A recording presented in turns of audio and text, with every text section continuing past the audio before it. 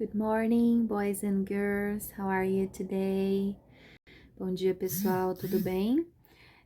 Hoje nós teremos uma aula de gramática, então, sobre as unreal conditionals, ou seja, condições irreais. Está lá na página 24 do volume 10, tá? As unreal conditionals, como o próprio nome já diz, são condições irreais, tá? Diferente das condições que nós estávamos estudando até então, das conditionals. Nós estávamos estudando a zero and the first conditional. Agora nós vamos estudar a second e a third conditional. Esse vídeo especialmente é sobre a second conditional e depois eu vou mandar um vídeo sobre a third conditional, ok? So, shall we begin? Pessoal, a second conditional, então, olha ali. We use the second conditional when we are thinking about a situation in the present or future that is hypothetical, unlikely or impossible, tá? Então, nós temos ali, ó, nós usamos a segunda condicional quando falamos sobre uma situação no presente ou no futuro que é uma hipótese, ela é hipotética, muito improvável ou impossível de acontecer, tá? A formulazinha, eu gosto de usar esse termo da second conditional, nós usamos o if, o simple past, or past simple. Aí nós também usamos o would, tá? Então, aqui é o verbo modal, o would, somente o would. Mas o verbo no infinitivo, olha lá. If I won the lottery, é a condição. Então, if I won é o passado do verbo win. The lottery, se eu ganhasse na loteria, I would travel around the world. Eu viajaria ao redor do mundo. É o resultado. Então, ela segue aquela mesma, aquele mesmo esquema das real conditionals. A gente tem uma condição e a gente tem um resultado. O que muda aqui, basicamente, é a formulazinha. Então, aqui a gente vai começar a trabalhar com o simple past e com o would. Aqui entra só o would, tá? E depois ali o verbo no infinitivo. Olha ali o travel. Então, pessoal, agora é o momento da gente revisar o simple past, tá? Se vocês têm alguma questão quanto ao simple past, nós podemos trabalhar também.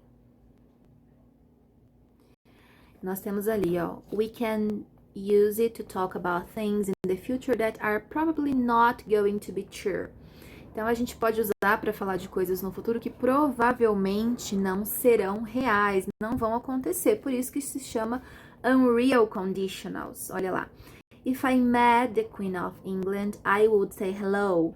Então, se eu conhecesse ou se eu encontrasse, olha ali, o met, né, é o passado do verbo meet, a rainha da Inglaterra, I would say hello, eu diria oi, né? Não vou conhecer a rainha da Inglaterra, mas se eu conhecesse, eu diria oi. E depois ali, ó, if I won the lottery, se eu ganhasse na loteria, I would buy a big house. Eu compraria uma casa bem grande. Nós temos ali também, ó, we can use it to talk about something in the present, which is impossible because it's not true. Então, a gente pode falar de alguma coisa também no presente, que é impossível, né? Porque não é verdade. Por exemplo, ó, if I had his number, se eu tivesse o número dele, I would call him. Claro, a frase está no passado, né? If I had his number. Mas aí é aquela coisa que a gente fala no português, tipo, se eu tivesse, por exemplo, é no presente, é hoje, estou falando aqui de hoje. Se eu tivesse o número dele, eu ia ligar para ele. Eu não tenho, estou falando de hoje, mas estou usando o passado. I would call him. E depois ali, if I were you, I wouldn't go out with that man. Se eu fosse você, eu não sairia com aquele homem. Então, você tá lá conversando com a tua amiga que conheceu um boy lixo. E aí você fala pra ela, if I were you, I wouldn't go out with that man. Pessoal, lembrando, tá? Independente da conditional, as frases afirmativas também podem ser frases negativas, tá? Tanto uma quanto a outra. No caso aqui, nós temos o would na forma negativa, wouldn't, né? O verbo modal na forma negativa. Então, também, se vocês tiverem qualquer dúvida em relação a como a gente faz a forma negativa dos verbos, nós podemos também conversar sobre isso, tá? Não hesitem em me chamar aí no privado. Se vocês quiserem também que eu grave um videozinho relembrando Simple Past, que é um conteúdo lá do primeiro ano, eu também faço isso pra vocês com o maior carinho. Ai, peraí. Aqui. Isso, tá. Pessoal, falando então da forma negativa, ó. Lembrando, quando a gente tem a forma negativa no inglês, no passado, nós usamos o didn't, né? Nós usamos o auxiliar did, mais o not, então, didn't. E aí, o verbo que segue, ele não precisa estar no passado, tá? Na negativa, por exemplo, se eu dissesse want, no passado é wanted. E aqui, quando eu coloco didn't, o verbo não precisa ir no passado. Então, eu não preciso falar if I didn't wanted. Só o didn't já diz que a minha frase é negativa. Então, eu não preciso colocar o ed no final.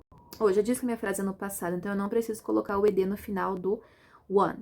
If I didn't want to go, I would tell you. Então, aí, ó, se eu não quisesse ir, eu diria pra você. If we didn't have to work today, we could have a picnic. Então, aqui, ó, nós já temos outro verbo modal. Embora a formulazinha ali, ela fala que a gente tem que usar o would, existem alguns excessos, algumas exceções. Aí, o excesso, que louco. Existem algumas exceções, tá? If we didn't have to work today, we could have a picnic, tá? Então, se nós não tivéssemos que trabalhar hoje, ou se nós não, né, se a gente não fosse trabalhar hoje, nós poderíamos fazer ou ter um piquenique. E ali nós temos aqui quando a gente vai fazer uma questão. Então, a gente pode usar o conditional para fazer perguntas também. Olha lá a estrutura. What, mais o verbo auxiliar, mais esse sub aí é subject, tá? O sujeito, mais o verbo, mais a if clause, ou seja, a condição, tá? A frase de condição. Where would you like to travel if you want paid holiday? Ou seja, onde você gostaria de viajar se você tivesse as suas férias ali, se elas fossem pagas, né? Ou se alguém pagasse o seu feriado, aí depende, né? No Reino Unido, holiday é feriado, né? E, na verdade, férias, enquanto nos Estados Unidos é vacation, e os Estados Unidos eles dizem holiday para feriado, enquanto holiday é férias lá no Reino Unido. What would you do if you won a lot of money? O que você faria se você ganhasse muito dinheiro? Então, olha a second conditional aí. What would you do if you won a lot of money? Então, nós temos aqui, ó. Deixa eu pegar o lapisinho para mostrar para vocês. What would you do? Essa é a frase de resultado. Ou seja, o que você faria if you won the lottery. Oh, the lottery não, the money. If you won a lot of money. E essa aqui é a frase de condição. Eu fiz um T, depois um D, mas enfim, gente, condição, tá? A condição é se você ganhasse muito dinheiro, o que você faria?